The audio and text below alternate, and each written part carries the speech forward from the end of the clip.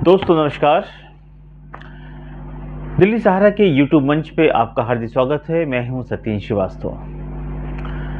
दोस्तों, राजनीति में कब किसका पलड़ा भारी हो जाए और कब किसका हल्का कहा नहीं जा सकता। जब वक्त खराब होता है तो सारी चीज़ें अपने आप खराब होने लगती हैं। ऐसा ही उदाहरण आजकल जिस स्टेट में चुनाव होना है वहाँ का नज़रिया देखिए और आपको हालात वैसे ही नज़र आएंगे, चाहे महाराष्ट्र का हो, चाहे बिहार का हो और चाहे आज हम बात कर रहे हैं हरियाणा की। हरियाणा पूरे हिंदुस्तान की जो आबादी है उसका मात्र 2% पॉपुलेशन है, लेकिन हरियाणा की राजनीति बहुत मायने रखती है, जहाँ पहलवानों, किसानों के ऊपर और जवानों, इन तीनों की भूमिका बहुत ही महत्वपूर्ण है और इसका असर पूरे देश में जाता है। चाहे वो किसान आंदोलन रहा हो या कोई भी ऐसी एक्टिविटीज़, खेलों की दुनिया के बादशाह इसी हरियाणा से ज़्यादातर निकलते हैं। विनेश फोगाट से लेकर सारे पहलवान इसी हरियाणा के हैं। तो हरियाणा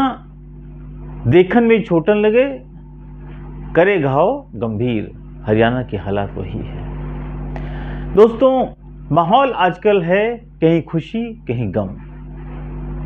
अब खुशी किसके खाते में गई और गम किसके खाते में गया, इस पर जरूर चर्चा करेंगे।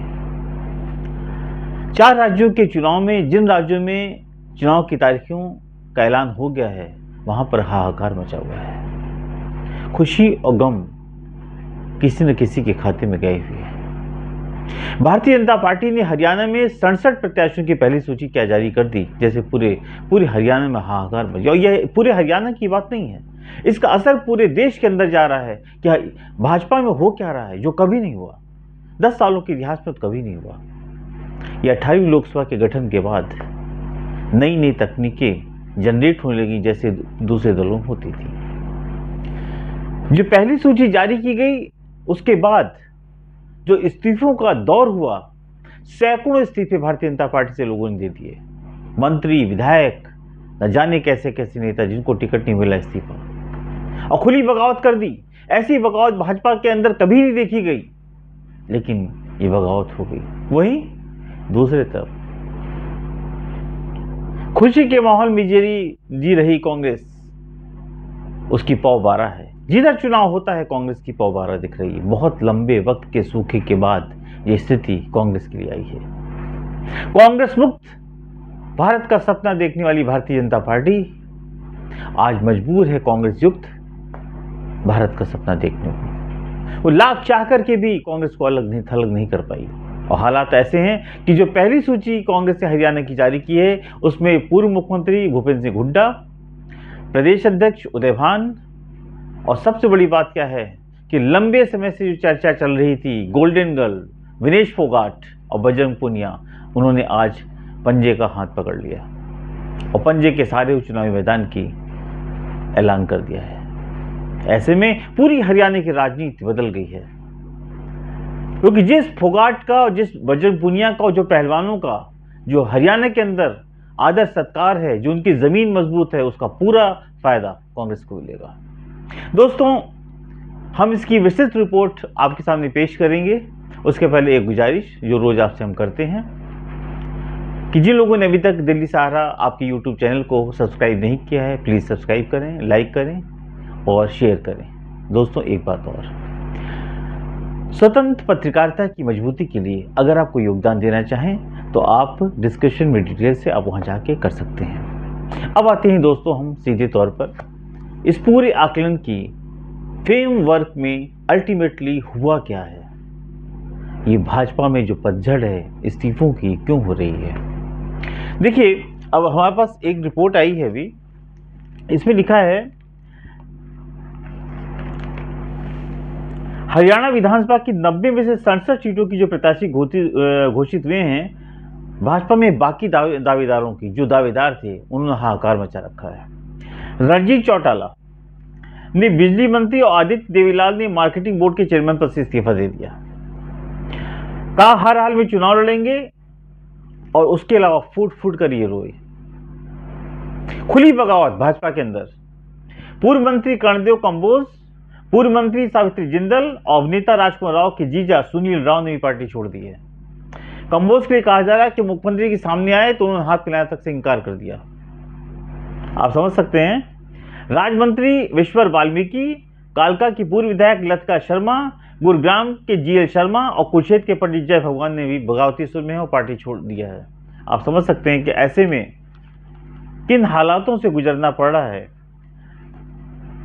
अभी जो कांग्रेस से लोकसभा चुनाव में कांग्रेस छोड़कर प्लेट पे जिनको लोकसभा का टिकट दिया था नवीन जिंदल, वो तो एमपी हो गए, लेकिन उनकी मां बगावती सुर में है। उनका साफ कहना है कि अगर टिकट नहीं मिला, अब तो टिकट नहीं मिला है, वो चुनाव लड़ेंगी। ऐसे हालात भाजपा में हमने कभी नहीं देखे। कांग्रेस में देखा, बहुत सी पार्टियों में देखा, बहुत से लोग टूट टूट के चले गए, लेकिन भाजपा के अंदर ऐसी स्थिति कभी नहीं आई। और ये चाणक्य नीति की बहुत बड़ी हार है।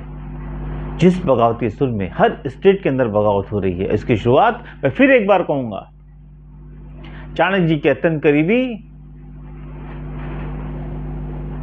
मौर्य जी ने की थी योगी जी के खिलाफ। और उस दिन मैंने बार बार कहा था, अपने 10वीं प्रोग्राम में इस बात को कहा था कि कांग्रेस जो भाजपा आला कमान है, अगर भाजपा के शीर्ष नेतृत्व इसको नहीं रोक रहा है या भाजपा के शीर्ष नेतृत्व का कोई धड़ा इनको शह दे रहा है, तो याद रखिए शह और मात के खेल में भाजपा फंस जाएगी। और उस समय इसको रोका नहीं गया, इसको शह दी गई। मौर्य ने दिल्ली से लेकर लखनऊ तक के चक्कर लगा डाले। अगर बीच में जो है संग नहीं होता तो शायद यूपी के अंदर कोई बड़ा खेल हो गया होता। और वही चीज थी, मैंने बार बार कहा था कि इस चीज को रोका नहीं गया तो हर स्टेट के अंदर इसके परिणाम देखने को मिलेंगे। और वो दिल्ली सहारा की खबर आज सच साबित हो रही है। जहां चुनाव वहां हंगामा, वहां हाहाकार। क्यों? जब आप एक स्टेट में किसी को बढ़ावा देते हो तो वो हर स्टेट में लागू होना लाजमी है। आज इस्तीफों की झड़ी इसीलिए लग रही है। हर व्यक्ति सीधे आलाकमान को चैलेंज कर रहा है कि नहीं, टिकट नहीं दिया, चुनाव लड़के रहेंगे, आप कुछ भी कर लो। क्यों? एक तरफ तो देख रहे हैं कि भाजपा की हालत ऐसी ही पतली, सारी सर्वे रिपोर्ट बता रहे हैं कि स्पष्ट बहुमत के आगे चल रही है कांग्रेस। और अब जब विनेश फोगाट और बजरंग पूनिया जैसे महत्वपूर्ण लोग, महत्वपूर्ण खिलाड़ी, गोल्डन गर्ल अगर कांग्रेस के अंदर आ गई है, तो आप समझ सकते हैं कि जो जनक्रोश था उसको लेकर के उसका पूरा फायदा कांग्रेस को मिलेगा। अगर टिकट वितरण में कांग्रेस ने कोई भूल चूक नहीं की मेजर, तो याद रखिए ये आंकड़ा 60 से 70 सीटों तक पहुंच सकता है। ये तो वक्त बताएगा। देखिए, कांग्रेस की जो पहली सूची है जिसको जारी किया गया, उसमें अभी जो मेरे पास लिस्ट आई थी, जो मैंने आपको बताया कि हुड्डा जी हैं, उदय भान है, विनय फोगाट है, टोटल पहले 37 लिस्ट आई है, जिसमें कि कालका से प्रदीप चौधरी और क्या नाम है, नारायणगढ़ से श्रीमती शैली चौधरी, और सदराना से ये रेणुबाला, रादौर से बिशन लाल सैनी, लाडवा से मेवा सिंह, हाँ, साहिबाबाद एससी सीट है रामकरण, हाँ, और उसके बाद जो है ये क्या नाम है, समलखा धर्म सिंह चोकर, और उसके बाद सोनीपत से जो है जगबीर सिंह मलिक। बहुत सारे ऐसे प्रत्याशी हैं, खासतौर से मेजर कैंडिडेट हैं वो हुड्डा जी हैं, और उसके बाद विनेश फोगाट हैं, उदय भान स्टेट प्रेसिडेंट हैं। और अभी एक चीज़ को अगर कांग्रेस ने रोक लिया, जिसकी कि संदेह से जहाँ तक उम्मीद है कि हर बार होता है कि ये हो सकता है एक अंडर प्रेशर पॉलिटिक्स भी हो, कि अगर कांग्रेस के अंदर जो दो और गुट है, अगर उनको थोड़ा सा सहनशीलता से, बड़ी संजीदगी से संभाल लिया गया, तो कांग्रेस के लिए ये चुनाव बहुत अच्छा होने जा रहा है। ऐसे में किसी भी कीमत पर ये कहना कि भाजपा यहाँ कुछ कर पाएगी बहुत मुश्किल है। और देखिए, एक नया डेवलपमेंट है इंडिया गठबंधन का। अखिलेश यादव ने, जिन्होंने पूरी तैयारी कर रखी थी हरियाणा के अंदर, चुनाव लड़ने से मना कर दिया है।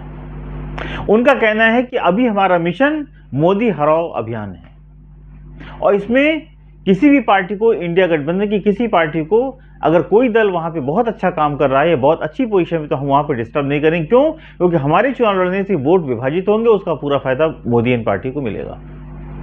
अखिलेश यादव ने साफ कहा है कि हम ये समझते हैं कि चूंकि हरियाणा में कांग्रेस बहुत मजबूत है, मजबूती के साथ चुनाव लड़े, इसलिए हम कोई ऐसा काम नहीं करेंगे जिससे कल वोट का बंटवारा हो और उसका फायदा भाजपा को मिले। देखिए, एक बहुत बड़ी सोच है।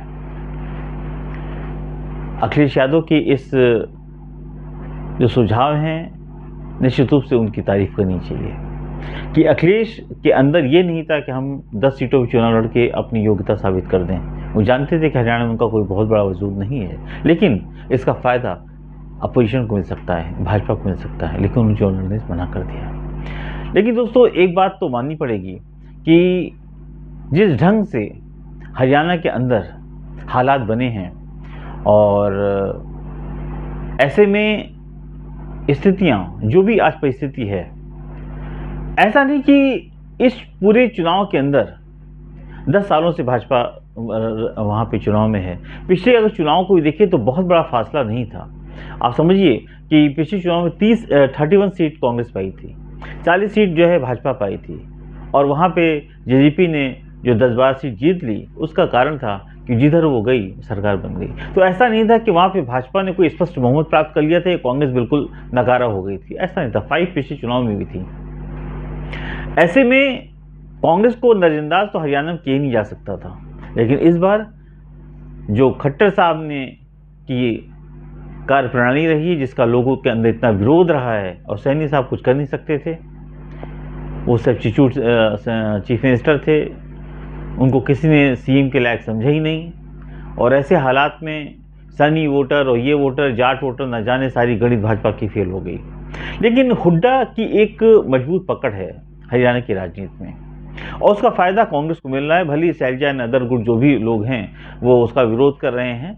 विरोध करना भाई राजनीति है, राजनीति में हर व्यक्ति चाहता है कि वो व्यक्तिवाद से ऊपर बढ़ करके अपनी सोच को बढ़ा करके वो राजनीतिक फ़ायदे के लिए पार्टी के अंदर कुछ भी ऐसा कर ले जिससे उसको बड़ा ओहदा मिल जाए, लेकिन ओहदा से बात नहीं है। यहाँ पे कांग्रेस एक पुरानी राष्ट्रीय पार्टी है और 100% सब जानते हैं कि हरियाणा में हुड्डा के बगैर कांग्रेस कुछ नहीं कर सकती।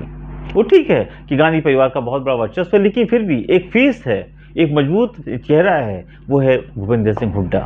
भूपेंद्र हुड्डा भी भावी मुख्यमंत्री हो सकते हैं, कोई इसमें ऐसा नहीं है कि ये पॉसिबल नहीं है। हो सकता है चुनाव के बाद अगर कांग्रेस जीती है तो भूपेंद्र हुड्डा की जगह एक युवा नेता के तौर पर, युवा तुर्क के रूप में, या युवाओं को आगे करने के लिए ऐसी भी धारणा बन जाए कि दीपेंद्र हुड्डा को मुख्यमंत्री बना दिया जाए। कुछ भी हो सकता है, ये तो बात की है। पहले चुनाव जीतना पहली प्राथमिकता है, ऐसे में कांग्रेस पहली बाजी तो जीत चुकी है। अगला कदम क्या होगा ये वक्त बताएगा। लेकिन दोस्तों पूरे अगर कांग्रेस और भाजपा दोनों को हम देखें मोटे तौर पर कि ऐसी स्थिति क्यों बनी है, और क्योंकि कांग्रेस ने संघर्ष जरूर किया है, किसानों के आंदोलन के अंदर कांग्रेस का समर्थन रहा है, और खासकर जो इन खिलाड़ियों के साथ जो हरकतें हुई यौन उत्पीड़न को लेकर के, इन खिलाड़ियों ने के साथ जो दुर्व्यवहार किया गया है मोदी सरकार द्वारा, और खासतौर से वेशभूषण को सपोर्ट किया गया है, वेशभूषण को जो है एक आइडियल बना के उसके बेटे को टिकट दे करके चुनाव लड़वाया गया। ये जगजाहिर है, सब जान रहे थे कि बैकडोर से कहीं ना कहीं वेशभूषण के साथ भाजपा हमेशा खड़ी रही। और यौन शोषण के लिए जहां पे मोदी जी ने बार बार कहा है कि महिला सम्मान से बढ़कर कोई सम्मान नहीं है, तो उस दिन महिला सम्मान को धत्ता बता दिया गया और उसको पुलिस ने ढकेल के मार कर लाठियां बरसाई, लेकिन किसी ने कुछ नहीं बोला। आज कांग्रेस में इनकी जो एंट्री हुई है निश्चित रूप से हरियाणा की राजनीति में एक बहुत बड़ी पहल है, और फिलहाल चुनाव के माहौल में इसका फ़ायदा कांग्रेस को निश्चित रूप से मिलेगा।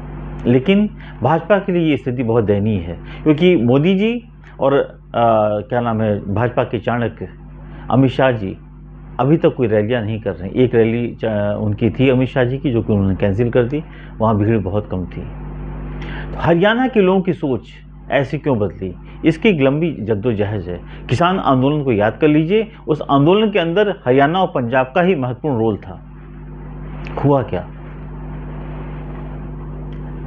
600-700 किसान मर गए और पार्लियामेंट के अंदर उनको एक श्रद्धांजलि नहीं दी गई। देखिए गलतियां तो बराबर भाजपा आलाकमान से हुई है, और जो कमजोरी है अब उस कमजोरी को पाटना बहुत आसान नहीं है।